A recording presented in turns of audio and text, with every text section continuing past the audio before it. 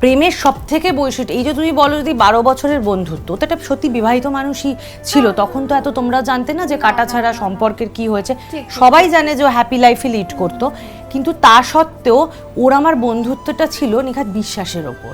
আমাদের কখনো চাওয়া পাওয়া ছিল না যে তুমি এটা আমাকে দেবে তবেই তুমি এটা পাবে, এইটা আমাদের মধ্যে ছিল না।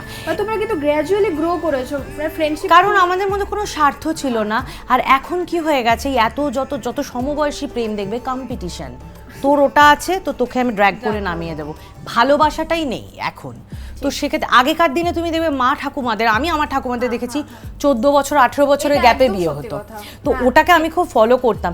এখনো অবধি আমি তোমাকে বলছি, মানে আমার দিদার 85 বছর বয়স আর দাদুর 96, তো দিদার যদি অসুস্থ হয় তো ততদিন ঝগড়া হয়, এবং এখনো অবধি দাদু বলে আমি যেন তো দিদার আগে চলে যাই, দিদা বলে যেন আমি দাদুর আগে চলে, নয়তো দাদুকে মানে দেখার আর কি কেউ নেই। এইটাই ভালোবাসা, এই দ্যাট ইজ কল লাভ। লাভ, যে কোনো টার্মস এন্ড কন্ডিশন না ওখানে অডিট দরকার পড়ে না, বডির দরকার পড়ে না।